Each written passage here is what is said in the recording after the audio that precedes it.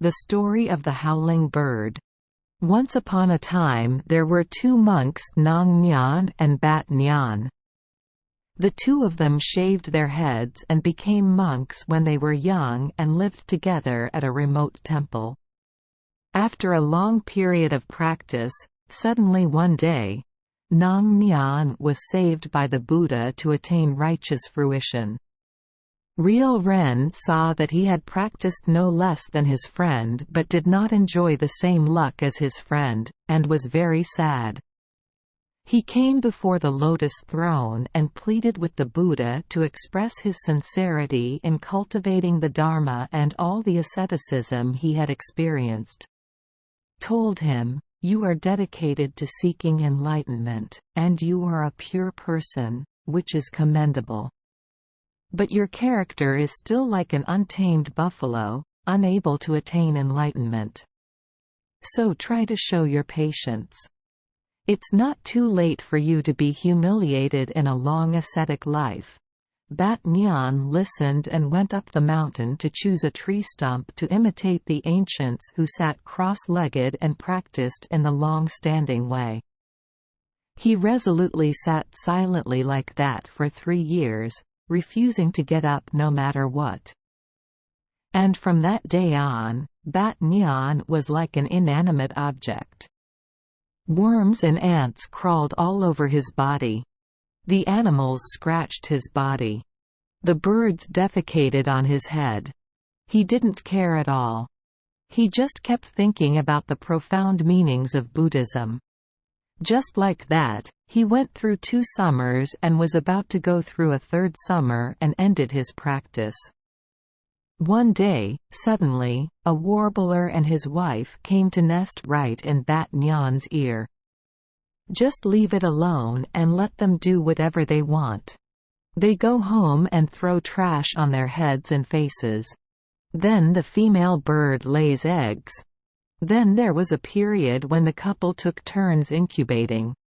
Until the eggs hatch, the young birds chirp all day long. But Bat Nyan did not feel uncomfortable with that. One day, there were only 10 days left before Bat Nyan expired and sat under a tree. That day, it was the wife bird's turn to look for food for her children. All afternoon she still couldn't find anything.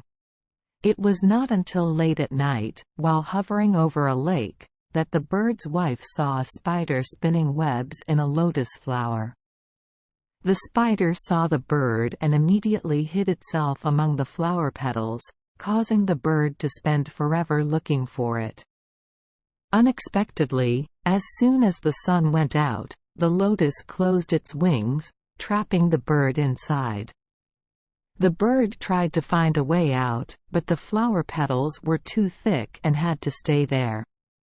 At home, the husband's bird flew away to find his wife and then returned. The hungry cubs scurried about all night. It wasn't until tomorrow morning, when the flowers bloomed, that the wife bird was able to escape and fly back to the nest. A quarrel broke out in Bat Nyan's ears. Jealous of his wife, the husband scolds her to no end. But the wife still tried her best to express her chastity. The argument lasted all morning and may not have ended. Not forbearance is very annoying. In addition, the hungry cubs cried loudly and were deafening. When the bird and his wife's argument reached the most dangerous point, Bat Nyan put his hand on his ear, pulled the bird's nest and threw it hard on the ground and said, "You bastards! That's the only thing that has made you deaf from morning until now." So Bat Nyan's cultivation efforts were about to be completed and were suddenly thrown away in an instant. But Bat Nyan was still not discouraged. Before the lotus throne, he promised to find a way to show his remorse. He found a fast-flowing river and volunteered to be a boatman to take pedestrians for a ride without getting paid. He decided to wait until the 100th person to stop. This time, Bat Nhan proved to be a very patient person. Even though the riverbank was often empty, he still refused to leave his work unfinished. For 2 years, he was able to carry 98 people without incident. One day in mid-autumn, the river water naturally flowed faster than usual. It suddenly rained heavily. Meanwhile, there was a woman leading a baby across the river. He seems to be the wife of a local official. Before getting off the boat, he threatened Bat Nhan, "Remember to row steadily, okay? Cover the hood tightly. If you let us get wet, be careful not to get hurt." Hearing that, Bat Nhan was a bit angry, but he was able to hold back and still keep a smiling face and replied, "Don't be afraid of anything, ma'am and uncle. I would like to try my best." Then he used all his skills to bring the mother and child across the river unharmed. Just as she was about to get to shore, the woman suddenly cried out, "I forgot about it. There's a suitcase left behind at the bar over there. So you can row over to get it for me." Bat Nhan silently rowed across the river amid the storms and waves. It was not until late at night that he struggled to bring the luggage to the woman. But when checking the package, the woman exclaimed, "Okay." There was also a pair of the boy's shoes left under the bed. "In any case, you will have to try to get it for me again." The woman had not finished speaking when Bat Nhan pointed his finger at her face. "Go away, you scabby dog.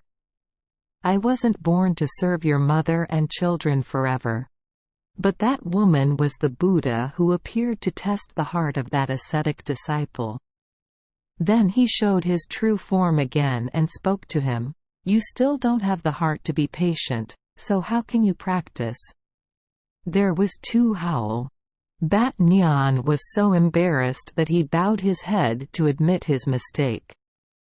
Buddha Guanyin then forced Bat Nhan to turn into a bird that later generations used to call.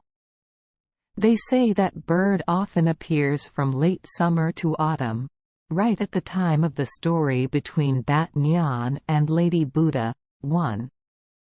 Discovery: this story may originate from a Buddhist story or a temple fable. But it has been added to and widely recited by people. Poet Tran Ke Zong described the first part in the 6/8 tune into a poetic story titled Powerful Forbearance, Not Powerful Forbearance, 2.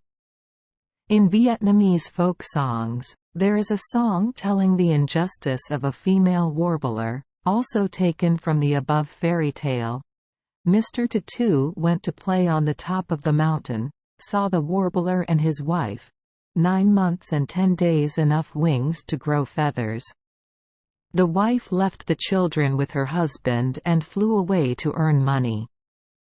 Strange land, no prey at all times. Stepping out, I saw spiders spinning webs. The game of catching spiders is unexpected. When the night is dark, the lotus flower closes. The husband is anxious, the child is starving. After coaxing him to stand and sit, he immediately goes to the alley to look.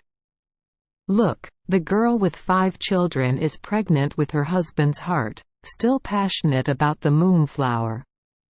I swear to the blue sky and blue water. The mountains swear to the water. Who would abandon their husband and children? 3. See also the stories The Legend of the Frog, number 10. The Legend of the Whale, number 13, and The Legend of the Lime Pot, number 22, all of which are more or less Buddhist in nature and somewhat similar to this story. On topic. 1. According to the stories of Ha Tin people and according to Fap A magazine. 2. See the book Vo Tan Gicu Tap. 3. Nguyen Van Ngoc. Feng Dao Proverbs, Volume 2. Thank you for joining us for today's fairy tale. We hope these stories bring joy and meaning to your day. If you love our channel, please hit the subscribe button so you won't miss any exciting tales. Wishing you a good night and sweet dreams. See you in the next story.